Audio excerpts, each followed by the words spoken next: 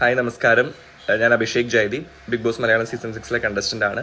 അപ്പം ഞാൻ അതിനകത്തുണ്ടായിരുന്നപ്പോൾ ഒരു ഇഷ്യൂ ആയിരുന്നു, ജിൻഡോ ചേട്ടൻ എന്നെ ബാഡ് ടച്ച് ചെയ്തു രാത്രി എന്ന് പറയുന്ന ഇഷ്യൂ.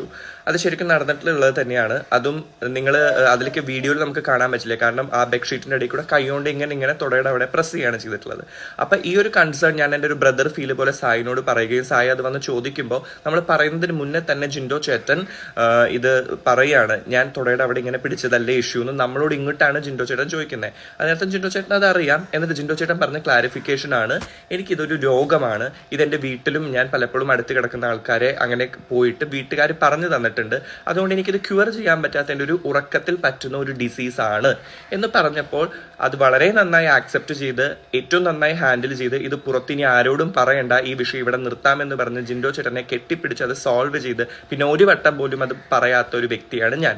അത്രയും നന്നായിട്ടാണ് ഞാനത് കൈകാര്യം ചെയ്തത്. പക്ഷേ ഈ വിഷയം ഞാൻ സായിനോട് ആസ് എ ബ്രദർ പറഞ്ഞിട്ട് പോലും മാറി നിന്ന് സായി ഇതിനെ വളച്ചൊടിച്ച് ഞാനൊരു ജെൻഡർ കാർഡ് അല്ലെങ്കിൽ ഞാനൊരു സെക്ഷുവാലിറ്റി ഇതായതുകൊണ്ട് ചെയ്യുന്ന ഒരു കാർഡാണ്, അത് പുറത്തത് ഇങ്ങനെ എനിക്ക് അനുകൂലമാവും, എനിക്ക് പിടിക്കാനുള്ള ഒരു വള്ളിയാണ്, ഇങ്ങനെ സായും സിബിനും പറഞ്ഞ ഡിസ്കഷൻസിന്റെ വീഡിയോ കണ്ടു.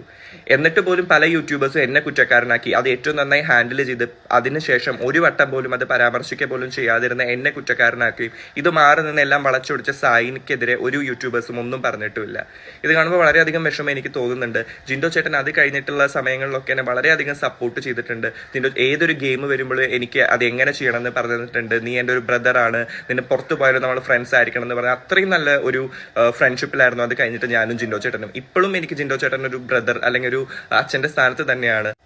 നോറ പോലും ഇതിനെ തീകോരി ഒഴിക്കാൻ വേണ്ടിയിട്ട് എൻ്റെ അടുത്ത് ഇത് പുറത്ത് എല്ലാവരുടെ മുന്നിലും പറയണം, ഈ ജസ്റ്റിഫിക്കേഷൻ കഴിഞ്ഞിട്ടും പറയണം എന്ന് പറഞ്ഞപ്പോൾ ഞാൻ പറഞ്ഞു എനിക്ക് ഇത് പറയണ്ട, കാരണം ഇത് ജിൻഡോ ചേട്ടൻ്റെ ഒരു രോഗമാണ് അല്ലെങ്കിൽ ഒരു അവസ്ഥയാണ്. അതാണ് ക്ലിയർ ചെയ്തു. ഐ എം ക്ലിയർ എന്താണ് ഇതിൻ്റെ സത്യാവസ്ഥ എന്ന്. പിന്നെയും ഞാനത് പറഞ്ഞ് ഞാൻ ജെൻഡർ കാർഡോ ഒന്നും തന്നെ ഞാൻ ഇറക്കിയിട്ടുമില്ല, ഇതിനെക്കുറിച്ചൊരു ഡിസ്കഷൻ ഉണ്ടായിട്ടില്ല. അവിടെ കെട്ടിപ്പിടിച്ച് ഞങ്ങൾ പിരിയായിരുന്നു ഇത് പറഞ്ഞ്. പിന്നെ അത് കഴിഞ്ഞ് നമ്മൾ അതിനിടയ്ക്ക് പെട്ടി വെച്ചിട്ടോ അല്ലെങ്കിൽ മാറിക്കിടന്നോ അങ്ങനെ നമ്മൾ ആ ഇഷ്യൂവിനൊരു സൊല്യൂഷനാണ് കണ്ടെത്തിയിട്ടുള്ളത്. അത് വളച്ചൊടിച്ച് അതിനെക്കുറിച്ച് സംസാരിച്ച് അത് ജനങ്ങളിലേക്ക് എത്തിക്കാനോ ഒരു കാർഡ് ഇറക്കാനോ ഞാൻ അതിനകത്ത് ശ്രമിച്ചിട്ടില്ല. പക്ഷെ അത് വളച്ചൊടിക്കാൻ ശ്രമിച്ച രണ്ടുപേർ അതിനകത്ത് തന്നെ ഉണ്ട്. അത് ലൈവ് കണ്ടവർക്കോ എപ്പിസോഡിൽ വന്നിട്ടുണ്ടോ എന്ന് എനിക്കറിയില്ല. അതിപ്പോൾ കാണുമ്പോൾ എനിക്ക് മനസ്സിലാവുന്നുണ്ട്. അപ്പൊ ജനങ്ങൾക്ക് വേണമെങ്കിൽ എന്നെ ഇനിയും കുറ്റക്കാരനാക്കി ഈ ഇഷ്യൂവിൽ പറയാം, പക്ഷെ എന്റെ ജസ്റ്റിഫിക്കേഷൻ ഇതാണ്.